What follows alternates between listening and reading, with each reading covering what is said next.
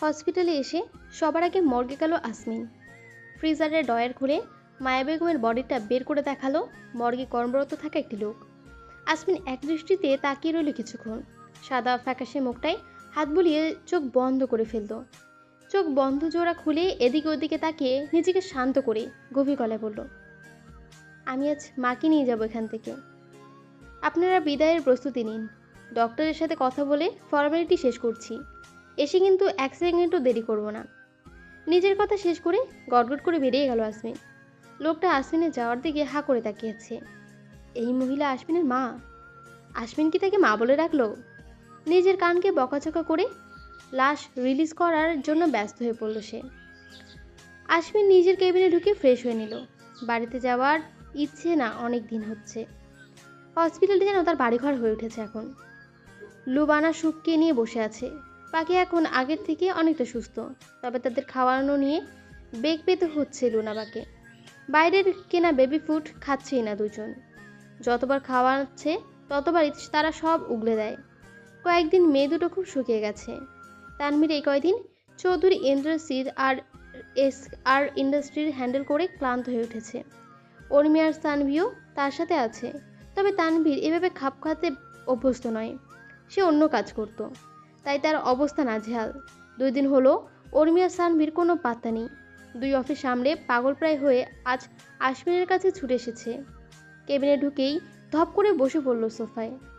আসমিন তখন মাত্র ফ্রেশ হয়ে বেরিয়েছে।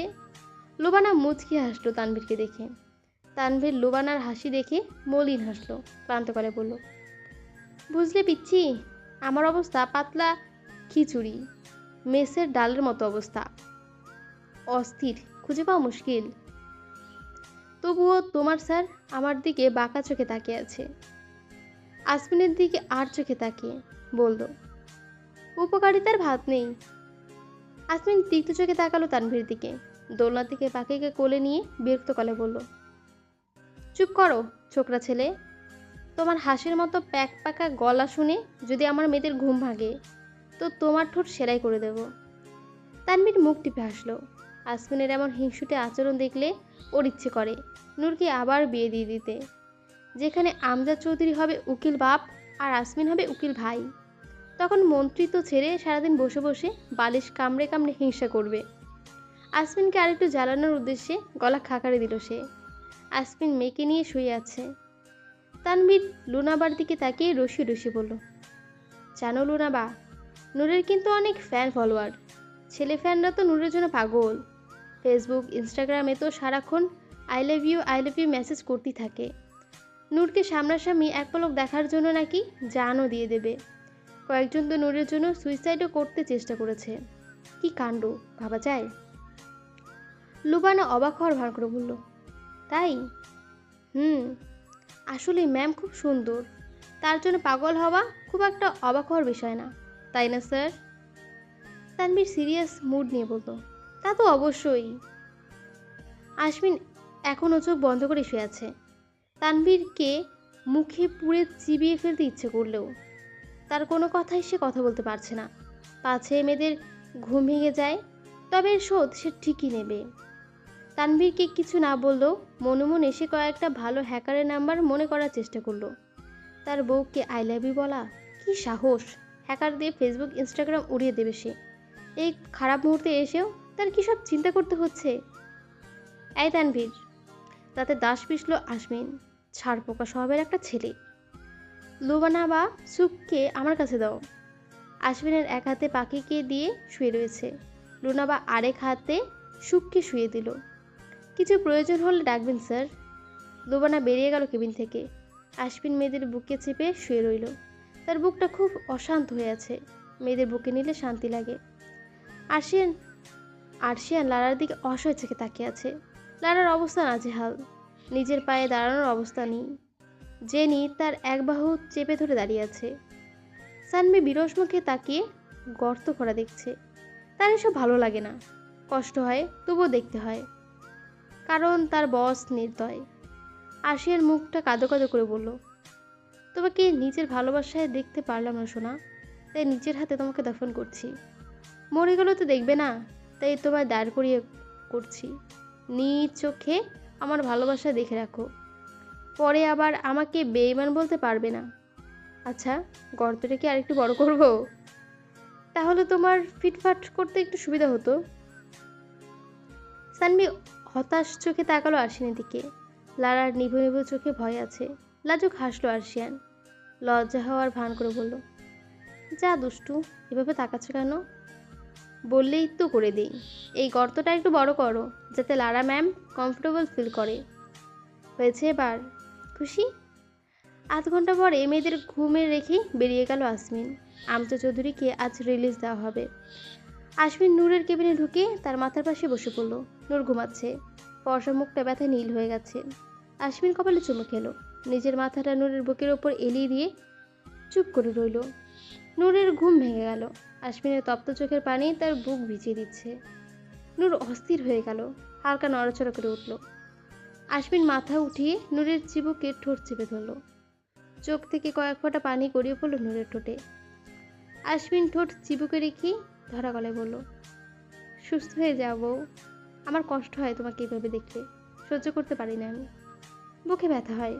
তুমি আমার শক্তি। আমার শক্তি এভাবে নির্জীব হয়ে পড়ে থাকলে আমি যে দুর্বল হয়ে যাব। কেন এমন করলে নূর? এমন সিদ্ধান্ত নেওয়ার আগে আমাকে মেরে ফেলতে। এভাবে বাঁচিয়ে রেখে যন্ত্রণা যাওয়ার চেয়ে মরে যাওয়াই সুখের হতো। নূর কিছু বলতে পারল না। চুপচাপ চোখের পানি ঝরাচ্ছে সে। আসমিন চোখ তুলে তাকালো নূরের দিকে। নূরের অশ্রুসিক্ত চোখে চুমু খেয়ে চোখের পানি মুছে দিল। কেতো না বউ, ভালোবাসি তো, কাঁদলে কষ্ট হয়। এই বউ, আমার না একটা লম্বা চুমুকে দিচ্ছে করছে। খাই, প্লিজ প্লিজ প্লিজ। নূর কান্না রেখে হতাশ চোখে তাকালো। আসমিন অনুমতির অপেক্ষা নেই। নূরে ঠোঁটে ঠোঁট ডুবিয়ে কারো চুমুক খাওয়ায় ব্যস্ত হয়ে পড়ল সে। ব্যথায় জর্জরিত নূর স্বামীর আদরে সিক্ত হয়ে উঠল। আবেশের চোখ বন্ধ করে অনুভব করতে লাগলো স্বামীর পাগলামি।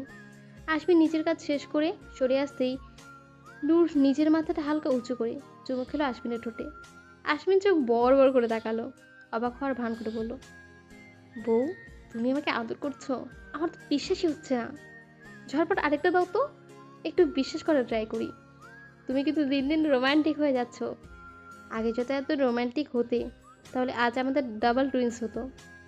দুটো মেয়ে আর একার মেহনতের ফল।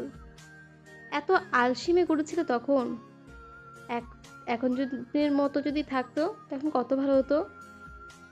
নূর বিরক্ততে চোখ বন্ধ করে ফেলল।